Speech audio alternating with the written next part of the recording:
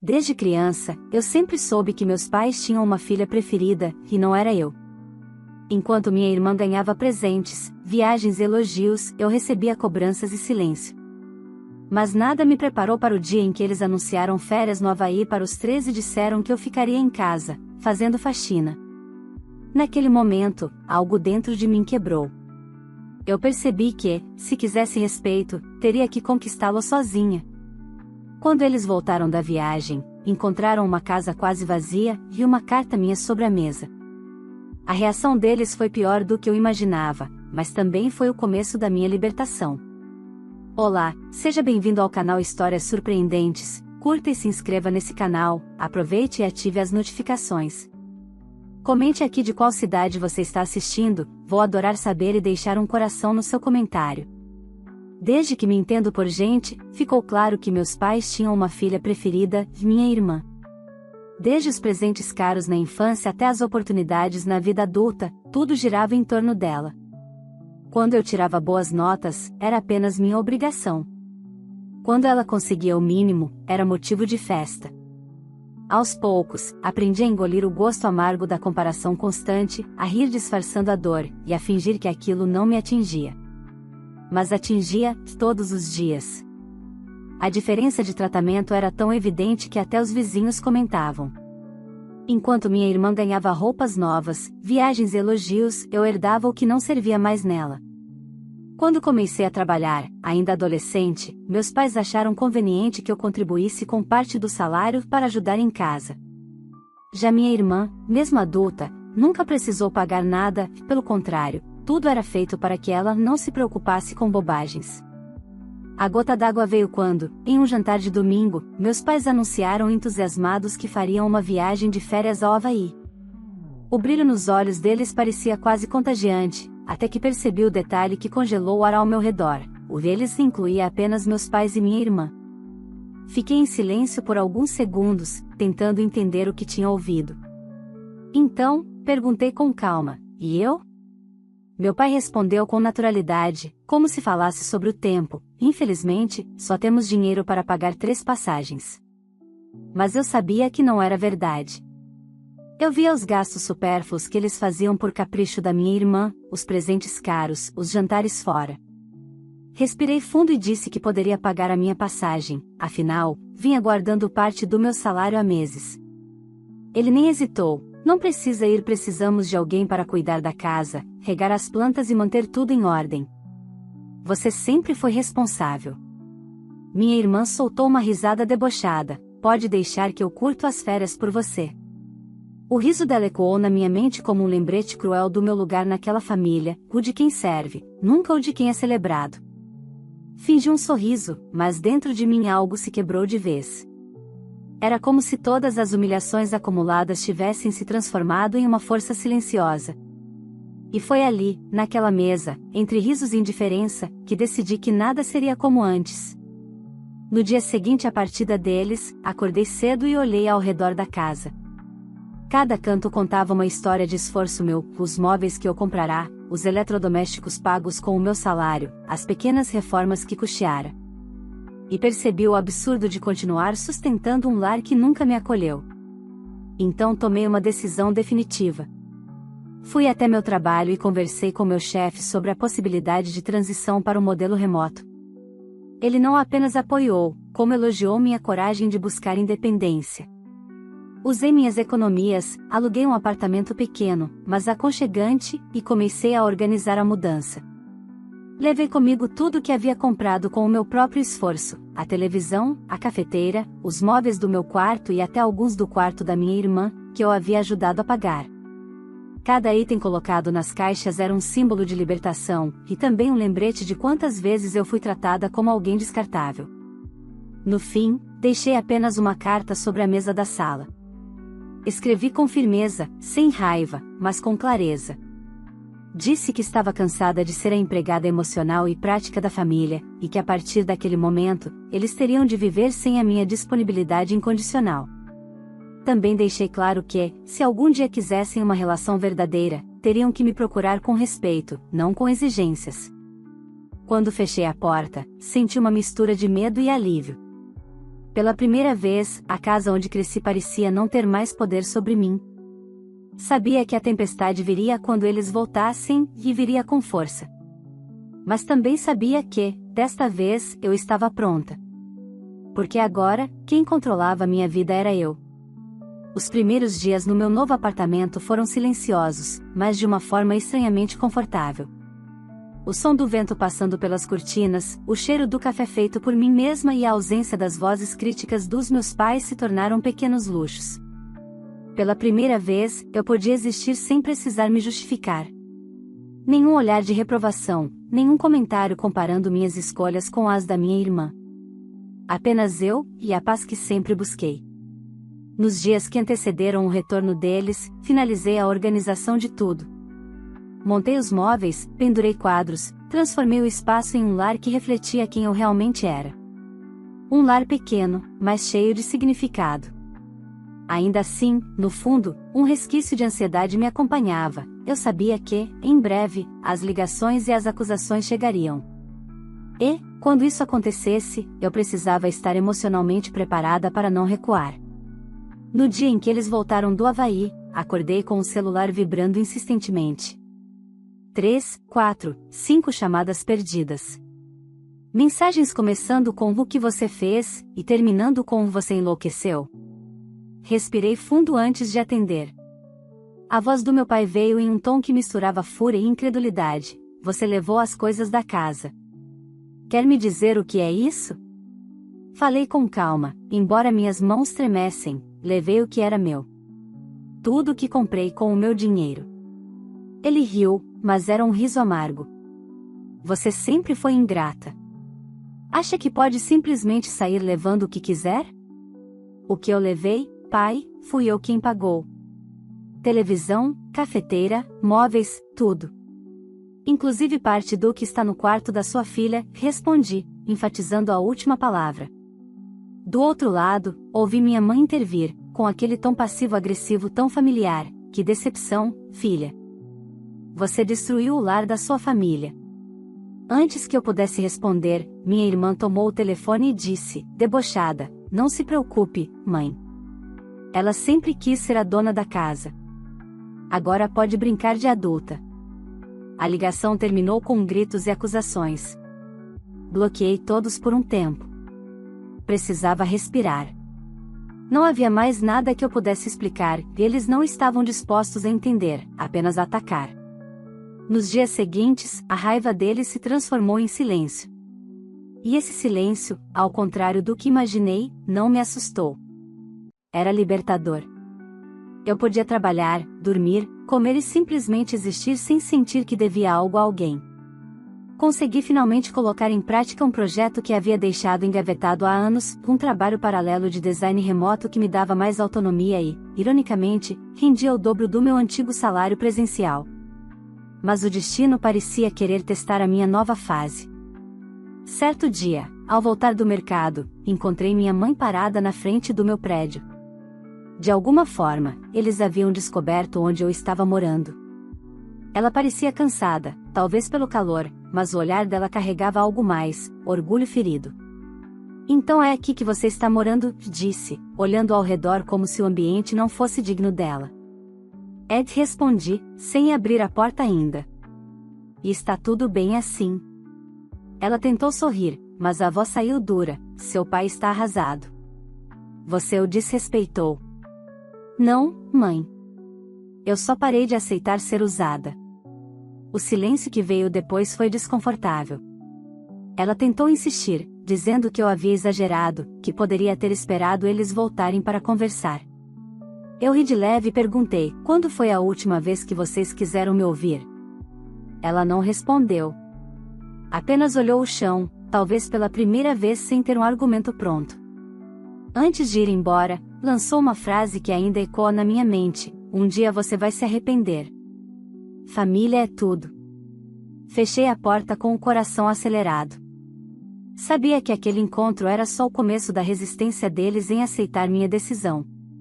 Naquela noite, sentei na sala e fiquei olhando para a televisão, a mesma que havia comprado e que agora estava ali, no meu espaço, comigo. foi estranho perceber o quanto um simples objeto podia simbolizar liberdade. Aos poucos, comecei a entender que a verdadeira ruptura não estava nos móveis que levei, mas nos laços que finalmente deixei de carregar sozinha. E, enquanto meus pais e minha irmã tentavam lidar com o desconforto de uma casa vazia, eu aprendi a lidar com o silêncio um silêncio que, pela primeira vez, não doía. Mas o que eu não imaginava era que a falta da minha presença, e da minha ajuda, começaria a ter consequências que eles nunca esperaram.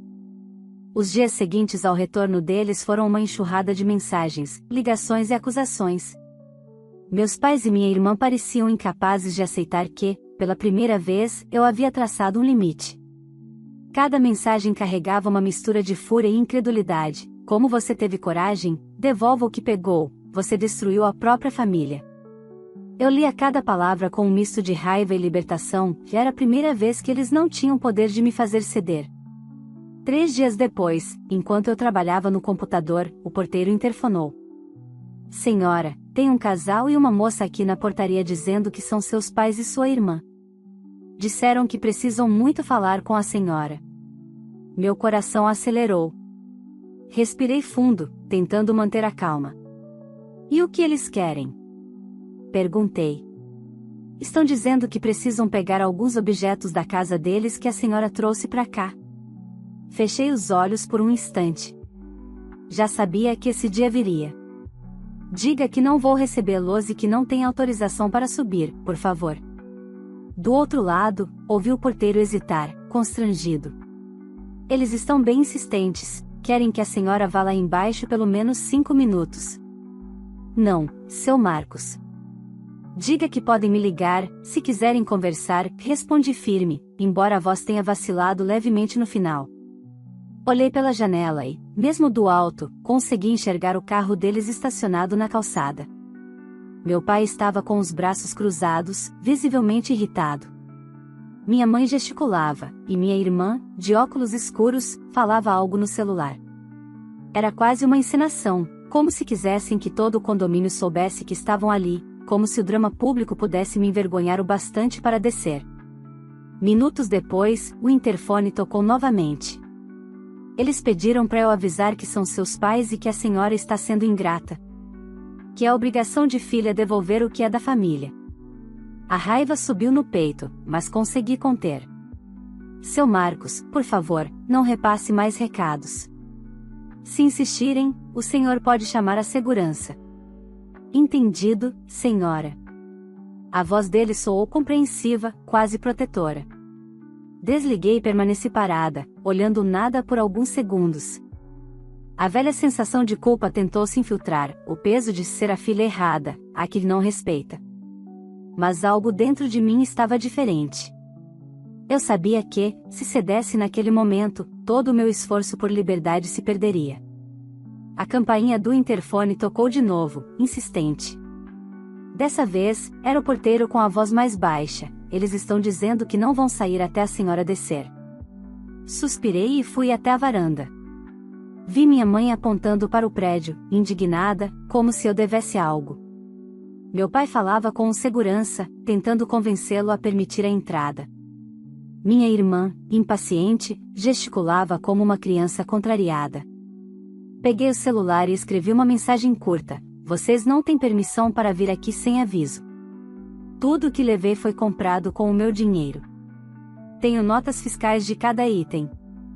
Não tentem me intimidar, porque não vai funcionar. Enviei para o grupo da família. Logo vi as bolinhas de digitação surgirem. As respostas vieram uma atrás da outra. Isso é um absurdo. Você está envergonhando a gente. Você deve tudo o que tem a nós. Ignorei. Bloqueei o grupo e silenciei as notificações. Mais tarde, o porteiro ligou novamente.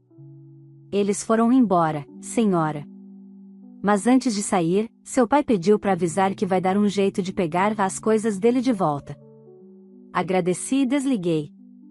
O silêncio voltou, pesado, mas também revelador. Pela primeira vez, percebi que eles estavam desesperados não pelos objetos, mas pela perda de controle. Durante anos, eu havia sido a filha útil, aquela que resolvia, que cedia, que cuidava. Agora, sem mim, eles precisavam lidar com a própria dependência. Nos dias seguintes, as tentativas de contato continuaram. Minha irmã me mandou uma mensagem, fingindo preocupação: "Mãe, não para de chorar. Dá para resolver isso logo? Você sabe que está errada." Não respondi. Eles não queriam conversa, queriam submissão. À noite, ouvi um barulho vindo da rua. Olhei pela janela e vi o carro deles novamente, parado por alguns minutos. A luz do interior iluminava brevemente seus rostos. Não desceram, mas sabiam que eu estava ali. Era uma guerra silenciosa, e eles tentando me fazer ceder pelo cansaço, e eu resistindo com o peso de anos de humilhação. Demorou pouco para perceberem que dessa vez seria diferente. Eu não abriria a porta, não atenderia o telefone, e muito menos deixaria que cruzassem a linha que finalmente tracei. Foi estranho perceber como a independência, algo tão simples para muitos, era vista por eles como uma afronta.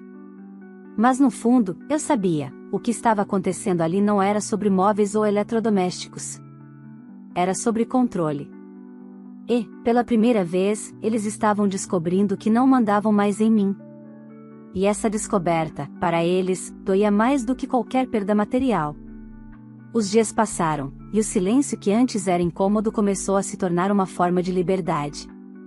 Eu trabalhava tranquila, cuidava da minha casa e, aos poucos, reaprendia o que era viver sem medo de desagradar. Mas o alívio durou pouco. Eu deveria saber que meus pais e minha irmã não desistiriam tão fácil, não se tratava apenas de orgulho ferido, e sim de ego ferido. Eles precisavam me colocar novamente no lugar de submissão onde sempre me mantiveram. Naquela manhã de quinta-feira, enquanto revisava um relatório, recebi uma mensagem inesperada do meu chefe: "Precisamos conversar. Seus pais e sua irmã vieram até aqui." Por um instante, o sangue gelou nas minhas veias. Eu já imaginava o que tinham feito. Respirei fundo e respondi: "Tudo bem, posso passar aí à tarde." Mas ele foi direto: "Não precisa. Já resolvi a situação. Só queria que soubesse." Passei o dia com o coração apertado, imaginando a cena. Meus pais e minha irmã aparecendo no escritório, usando o mesmo discurso de sempre, o da filha ingrata, rebelde e desequilibrada. Eu podia ouvir as falas deles na minha mente como se estivesse lá. Mais tarde, meu chefe me ligou para contar o que havia acontecido. A voz dele era firme, mas com um toque de indignação: "Eles chegaram aqui dizendo que você havia roubado coisas da casa deles, que estavam tentando te ajudar antes que isso se tornasse um caso policial." Fechei os olhos. Exatamente como imaginei. "E o que o senhor disse?" Perguntei, tentando manter a calma. Disse o que qualquer pessoa com bom senso diria: que era inadmissível uma família vir até o local de trabalho de alguém para tentar destruir a reputação da própria filha. Ele continuou: "Eu já sabia da sua história, lembra? Você foi transparente desde o começo. Me contou sobre o ambiente tóxico, sobre o tratamento que recebia.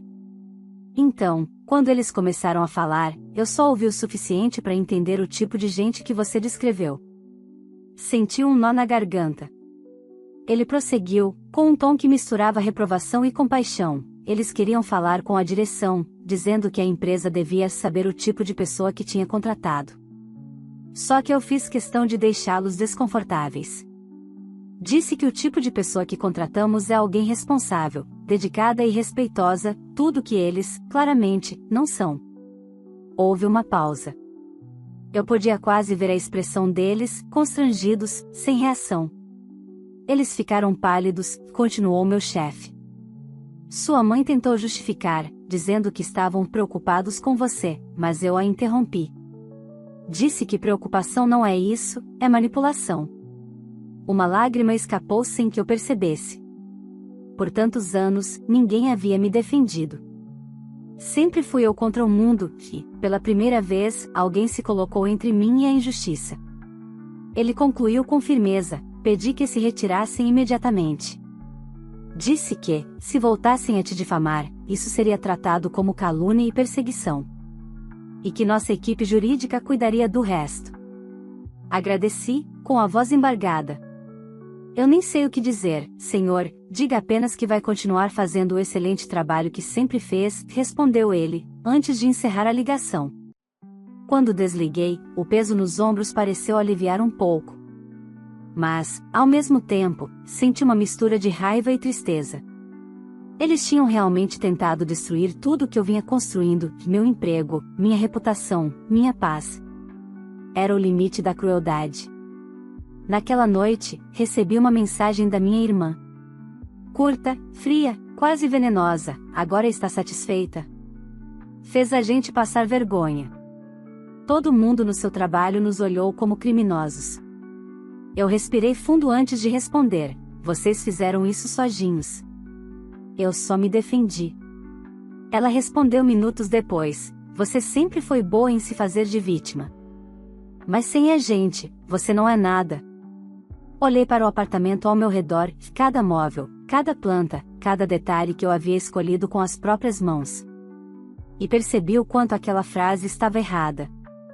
Sem eles, pela primeira vez, eu era tudo. Nos dias seguintes, meus pais não apareceram mais. O constrangimento da cena no meu trabalho provavelmente escalou por um tempo. Mas eu sabia que, em silêncio, tramavam algo. O orgulho deles não permitiria aceitar que tinham sido repreendidos, ainda mais em público. Mas, naquele momento, algo havia mudado. Eles tinham perdido o poder de me humilhar. O respeito que eu sempre busquei, sem jamais receber deles, veio de onde menos esperava, de pessoas que me valorizavam pelo que eu era, não pelo que poderiam tirar de mim. Enquanto fechava o computador naquela noite, uma certeza crescia dentro de mim, eu não precisava mais provar nada para ninguém. A verdade já estava do meu lado. E, embora o conflito com minha família estivesse longe de terminar, uma coisa era certa, o medo que me acompanhou por anos tinha acabado. O que eu não sabia é que a humilhação pública no meu trabalho seria apenas o início de uma virada ainda maior, uma que mostraria, de uma vez por todas, quem realmente estava no controle da própria vida. Depois do episódio no meu trabalho, o silêncio se instalou novamente, mas dessa vez, não era paz. Era o tipo de silêncio que precede uma tempestade. Eu sabia que meus pais e minha irmã não engoliriam a humilhação facilmente. O orgulho ferido deles era um monstro que não dormia. Mesmo sem me procurarem diretamente, sentia a movimentação por trás das cortinas. Amigos em comum começaram a me relatar que meus pais estavam contando a versão deles da história para quem quisesse ouvir. Segundo o que diziam, eu era uma filha ingrata que roubou os próprios pais e os deixou sem nada ali enquanto vivia como uma rainha. O roteiro era previsível e completamente distorcido. Mas dessa vez, não me senti abalada. Eu havia entendido algo essencial: quem precisa mentir para se justificar, já perdeu a razão há muito tempo. Ainda assim, uma parte de mim se entristecia. Era doloroso saber que aquelas pessoas, que um dia deveriam ter me amado, agora me tratavam como uma inimiga. Não havia remorso, nem empatia, apenas a tentativa de me desmoralizar. Mas eles não perceberam que quanto mais falavam, mais expunham a própria crueldade. Certo dia, ao voltar do mercado, encontrei um envelope na minha caixa dos correios. O papel tinha o nome da minha mãe na caligrafia dela. Abri com cuidado. Dentro, havia uma carta escrita às pressas, com o mesmo tom manipulador de sempre. Filha, não é tarde demais para voltar atrás. Seu pai está doente de preocupação. Sua irmã está abalada. Tudo o que fizemos foi por amor e proteção. Mas o que você fez foi injusto, e todos estão comentando. Seja madura e devolva o que pertence à família. Assim poderemos recomeçar. Li aquelas palavras e, por um segundo, senti aquele velho peso na consciência tentar me dominar. Mas dessa vez, a diferença era que eu reconhecia o padrão, o ciclo de culpa e perdão forçado que sempre me mantivera presa. Que tipo de recomeço se constrói sobre mentiras? Peguei uma folha em branco e respondi com serenidade, mas firmeza: mãe, não confundam amor com controle. Eu não devo nada a vocês, além do que já dei. Desejo que fiquem bem, mas a minha vida não será mais um fardo para carregar debaixo da palavra família. Dobrei o papel e deixei sobre o balcão, mas não tive coragem de entregar. Guardei no fundo de uma gaveta. Aquela resposta era mais para mim do que para eles. Era minha forma de encerrar o diálogo emocional que nunca existiu. Nos dias seguintes, minha rotina se estabilizou. O trabalho remoto crescia, e eu finalmente começava a prosperar. Ironia do destino, quando parei de me doar até me esgotar, tudo começou a fluir. Com as economias acumuladas, comprei um novo computador, reformei o pequeno apartamento e até consegui fazer uma viagem curta para descansar.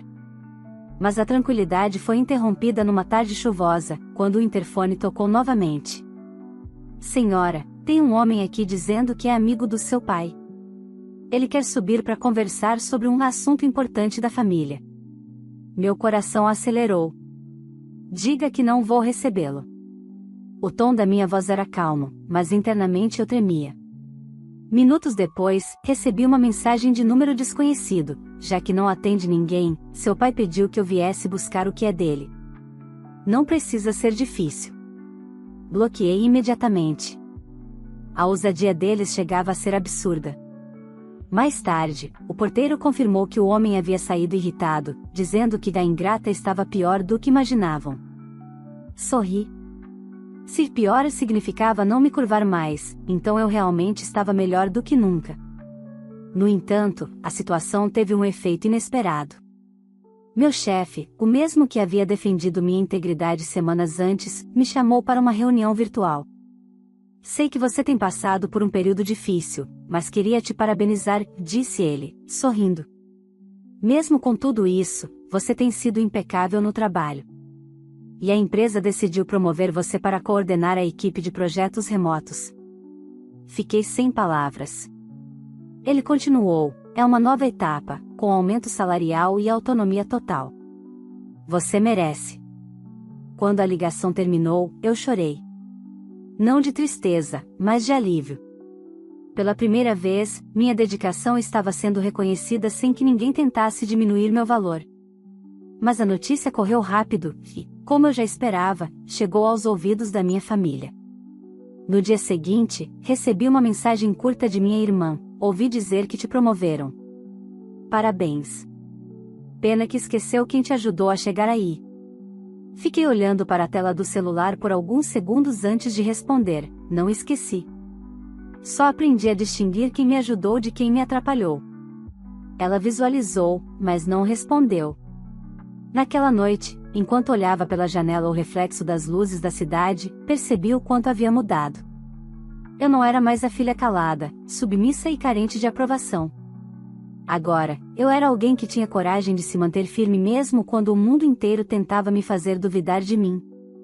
E embora eu soubesse que meus pais e minha irmã ainda não tinham desistido, e que algo maior estava por vir, pela primeira vez, eu não sentia medo. Eu estava pronta. Pronta para o que viesse, pronta para encerrar um ciclo que durou a vida inteira. Depois da promoção, minha vida ganhou um ritmo novo. O trabalho remoto me permitia liberdade, estabilidade financeira e, acima de tudo, a tranquilidade que eu sempre sonhei. Mas a paz tem um preço, especialmente quando quem te feriu não aceita te ver bem. E meus pais e minha irmã, incapazes de lidar com a ideia de que eu havia prosperado sem eles, encontraram novas formas de tentar me atingir. As tentativas começaram sutis. Comentários em redes sociais, insinuações sobre filhos que abandonam os pais, indiretas compartilhadas por conhecidos. Depois, vieram os boatos. Descobri que minha mãe havia contado para vizinhos que eu estava desequilibrada, que vivia à custa de homens e que tinha roubado tudo que estava no apartamento. Era impressionante a disposição que tinham para me atacar, e mais ainda, a falta de vergonha. No começo, isso me abalou. Eu pensava em todas as vezes que os ajudei, que banquei despesas da casa, que comprei remédios, roupas e contas de luz sem reclamar. E agora, ver tudo reduzido a mentiras doía profundamente. Mas quanto mais eles falavam, mais pessoas percebiam quem realmente estava dizendo a verdade. Um dia, recebi uma ligação inesperada da esposa de um dos sócios da empresa onde minha irmã trabalhava. Ela me disse, com delicadeza, que havia escutado minha mãe chorando no telefone, afirmando que a filha ingrata tinha acabado com a família. Só liguei para dizer que ninguém acredita nisso, viu? Disse a mulher, rindo levemente. Todo mundo sabe quem é você. Foi estranho ouvir aquilo. Eu não precisava de aprovação, mas foi reconfortante saber que a imagem que eles tentavam destruir não encontrava eco. Pela primeira vez, percebi que as mentiras deles só funcionavam dentro da própria bolha. Algumas semanas depois, o inesperado aconteceu. Recebi uma mensagem do meu pai. Precisamos conversar. É sério. Sua mãe está muito mal, venha até a casa. A velha manipulação, mascarada de preocupação. Pensei por alguns minutos antes de responder, espero que ela fique bem. Mas não voltarei para essa casa.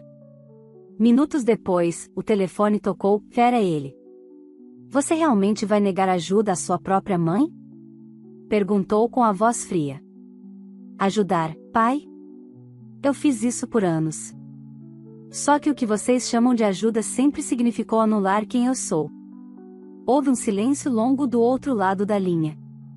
E então, ele disse algo que me fez entender tudo. Você acha que venceu porque tem um emprego e mora sozinha, mas não vai durar. Você vai perceber que sem a família, ninguém sobrevive. Respirei fundo. A diferença é que eu aprendi a sobreviver sem machucar ninguém para isso. E desliguei. Aquela foi a última vez que falei com ele. Os meses seguintes passaram sem contato. O eco do passado foi se apagando, dando lugar a um novo capítulo da minha vida. Investi em cursos, ampliei meu trabalho e até adotei um cachorro, o que encheu meu apartamento de uma alegria genuína, aquela que não vinha de agradar ninguém, mas de simplesmente existir em paz. Um ano depois, uma vizinha me contou que meus pais haviam vendido a antiga casa. Soube que enfrentavam dificuldades financeiras, e que minha irmã, acostumada a depender deles, agora se via obrigada a trabalhar de verdade. Por um instante, senti pena. Mas logo a lembrança de todas as humilhações voltou, e entendi que não era crueldade, era justiça da vida. Cada um colhe o que planta. Numa tarde, voltando do trabalho, encontrei um envelope em minha caixa de correio. Reconheci a letra de minha mãe. Dentro, havia poucas linhas: você venceu, filha. A casa está vazia, e a vida também. Nunca quisemos te perder, mas não sabíamos amar de outro jeito. Espero que um dia você nos perdoe. Sentei no sofá, o bilhete tremendo entre meus dedos. Pela primeira vez, as palavras dela pareciam não carregar manipulação, apenas arrependimento. Mas o perdão, esse viria no meu tempo, não no deles. Olhei ao redor do apartamento. Tudo ali havia sido conquistado por mim: o sofá, a televisão, a cafeteira, cada pequeno detalhe. Cada objeto era uma lembrança de que, um dia, eu escolhi a mim mesma. Peguei o bilhete, dobrei com cuidado e o guardei em uma gaveta, junto com a carta que nunca enviei. Não para esquecer, mas para lembrar até onde eu cheguei. Naquela noite, abri a janela e senti o vento bater no rosto. Havia algo de simbólico naquele instante: o som distante da cidade, o calor suave, a sensação de recomeço. Eu não tinha uma família perfeita, mas tinha paz. Não tinha aplausos, mas tinha orgulho. E, acima de tudo, tinha liberdade. A filha rejeitada que um dia serviu de escudo para os caprichos dos outros agora se tornará uma mulher inteira. E se meus pais e minha irmã finalmente estavam colhendo as consequências de suas escolhas, eu também estava colhendo as minhas, mas, no meu caso, o que florescia era força, dignidade e amor próprio. Porque no fim, eu não precisei que ninguém me resgatasse. Eu mesma aprendi a ser meu próprio lar. Se você chegou até aqui, é porque essa história te tocou de alguma forma. Agora eu quero saber de você: você teria feito o mesmo que essa filha fez? Teria coragem de se afastar da própria família para recuperar sua paz e sua dignidade? Deixe sua opinião nos comentários, eu leio todos e quero muito saber o que você faria no lugar dela. E aproveita e me conta também de qual cidade você está assistindo esse vídeo, para que eu possa passar lá e deixar um coração no seu comentário. Não se esqueça de curtir o vídeo, porque isso ajuda muito o canal a crescer e chegar a mais pessoas que gostam de histórias fortes e emocionantes como essa. E se ainda não é inscrito, se inscreva agora mesmo e ative o sininho para não perder as próximas histórias. Toda semana tem novas tramas cheias de superação, coragem e reviravoltas surpreendentes. Ah, e compartilhe esse vídeo com alguém que você acha que precisa ouvir essa mensagem de força e independência. Aqui, cada história é um lembrete. Às vezes, o maior ato de amor é escolher a si mesmo.